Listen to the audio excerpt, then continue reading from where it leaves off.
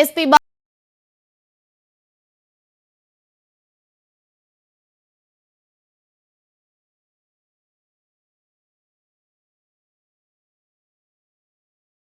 ரசிகர்களால் அழைக்கப்படும் இசை ஆளுமை எஸ்பி பாலசுப்ரமணியத்தின் மறைவால் இந்திய இசையுலகம் ஒரு மெல்லிசையை இழந்துவிட்டதாக குடியரசுத் தலைவர் ராம்நாத் கோவிந்த் ட்வீட் செய்துள்ளார்.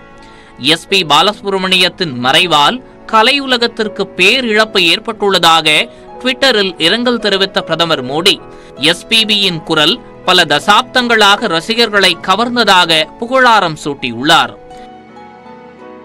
எஸ்பிபி அவரின் குரல் மற்றும் இணையற்ற இசையால் எப்போதும் நமது எண்ணங்களில் வாழ்ந்து கொண்டிருப்பார் என உள்துறை அமைச்சர் அமித்ஷா ட்வீட் செய்துள்ளார்.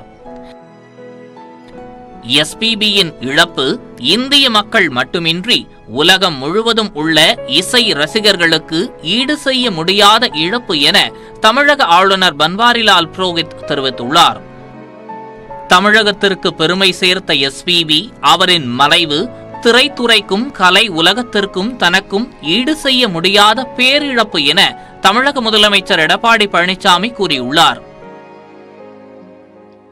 கன்னட மக்களுடன் சிறப்பான பிணைப்பு கொண்டிருந்த எஸ்பிபியின் மறைவால் இசை உலகில் வெற்றிடம் ஏற்பட்டுள்ளதாக கர்நாடகா முதலமைச்சர் எடியூரப்பா தெரிவித்துள்ளார்.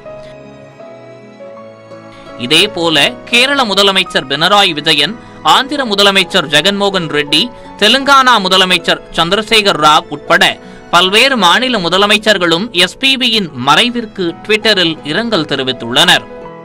பல மொழிகளில் எஸ்பிபியின் பாடல்கள் கோடிக்கணக்கான ரசிகர்களின் இதயத்தை தொட்டதாகவும் அவரது குரல் தொடர்ந்து உயிர்ப்புடன் இருக்கும் எனவும் காங்கிரஸ் முன்னாள் தலைவர் ராகுல் காந்தி தெரிவித்துள்ளார்.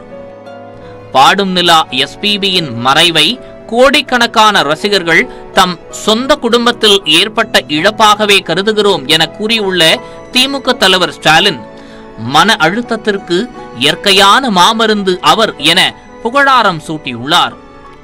மேலும் தமிழக அரசியல் கட்சி தலைவர்கள் மற்றும் உச்ச நடிகர்கள் முதல் பலதரப்பு கலைஞர்கள் வரை என இந்திய திரையுலகமே திரண்டு வந்து சமூக வலைதளங்களில் எஸ்பிபிக்கு இரங்கல் தெரிவித்துள்ளது.